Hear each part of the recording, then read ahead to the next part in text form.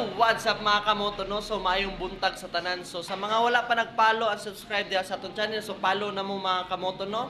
Para makita nyo ato mga latest video mga kamoto. So karon mga kamoto, so natay percent nga bag-ong motor nga version 4 nga ginatawag lang mga kamoto no sa Honda Click 125.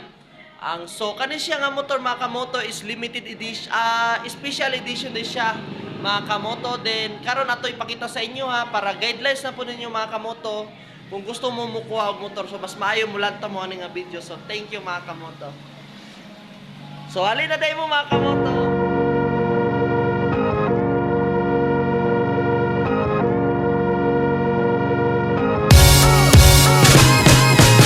Artlist.io.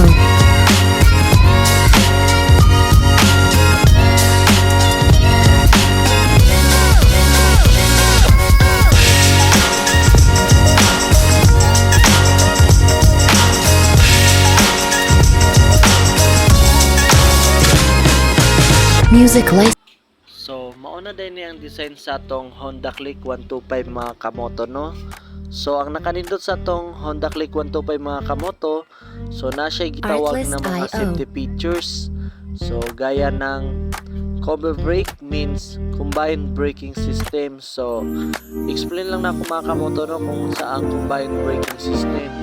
So kung it mag-brake ka sa iyang rear wheels, ang front brake niya is mag-brake foot siya ng Music 30%, licensing and sa rear brake foot niya reimagined. is mag-brake siya og 70%. So mo na siya gitawag natong combined braking system. So mo na siya yung mga nakanindot og mga safety features ng mga kamoto no sa atong Honda Click 125. Dayon aside pa gid ana mga kamoto, ang fuel tank niya mga kamoto is 4.5 liters siya mga kamoto no. So okay kayo.